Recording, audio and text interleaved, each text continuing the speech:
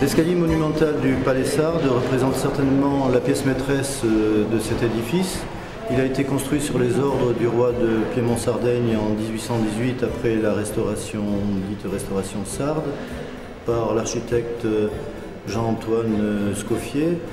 Cet escalier est une copie, ou en tout cas le modèle qui a servi à cet escalier, celui de l'escalier royal du Palais Royal de Turin. Cet escalier avait été restauré à l'occasion des festivités de l'Union de Nice à la France en 1960 pour la venue du général de Gaulle.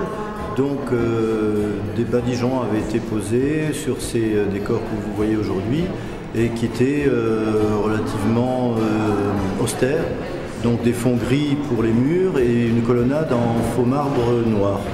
Nous nous sommes aperçus de la présence de stucs sous ces décors, et sous l'impulsion du préfet Jean-René Garnier, un décapage complet de l'escalier a eu lieu entre 1999 et 2000. Les travaux ont duré 1 an et on a restitué tous les stucs visibles aujourd'hui, les colonnades, les murs et les plafonds. Et à cette occasion, on a découvert dans le plafond de l'entrée des décors datant donc du début du 19e, représentant l'aigle de Nice. Et ces décors ont été restitués également en même temps que la restauration de l'ensemble de l'escalier.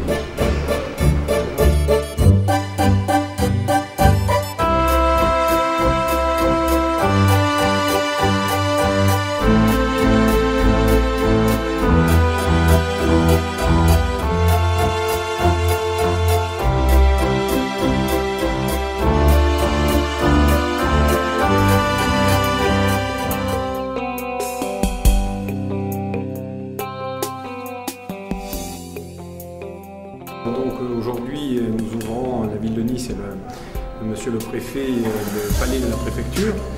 Ce bâtiment est symbolique puisqu'il est au cœur de l'histoire de Nice, et à partir du duc Emmanuel Philibert, et bien tout simplement, on va faire descendre la ville qui se trouvait sur la colline du Château sur la ville neuve, aujourd'hui Vieux-Nice.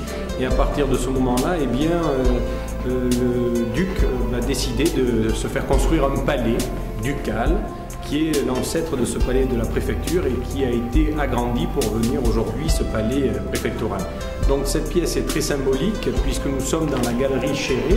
Cette galerie a été construite en 1908 et comme vous pouvez le constater derrière moi, eh bien, vous avez des œuvres marouflées de l'artiste Jules Chéré de 1908 qui représentent les grands moments des fêtes de Nice à l'époque où Nice était la capitale des hivernants, c'est-à-dire la capitale mondiale qui a été peut-être une des premières capitales au monde du tourisme moderne, où venaient séjourner entre le mois de novembre et le mois de mai les aristocraties du monde entier.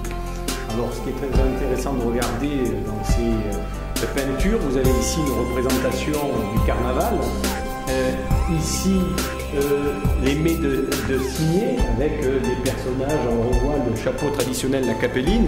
Vous avez ici les batailles navales qui se passaient pendant le carnaval, les batailles de fleurs sur la baie des Anges, et vous avez la représentation aussi des cavalcades qui ont existé au carnaval de Nice jusque dans les années 1980, et enfin, dernière très belle représentation où on voit le roi du carnaval.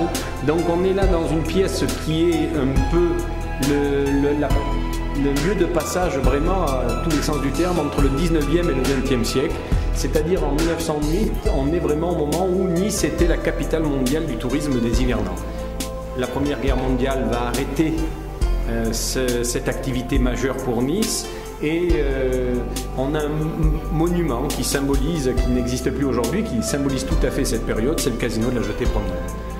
Donc là, on est vraiment dans un lieu de passage, et aujourd'hui, l'année du 150e anniversaire, eh bien peut-être que le travail de mise en valeur, de patrimoine, de reprise en main de notre histoire dans ce lieu emblématique, c'est aussi préparer l'avenir de ce territoire. et qui sait refaire du tourisme des hivernants et refaire de Nice une capitale au XXIe siècle du tourisme des hivernants. Nous en avons la capacité et ça sera peut-être un des moyens pour les futures générations, pour notre économie, notre tourisme, d'avoir un renouveau.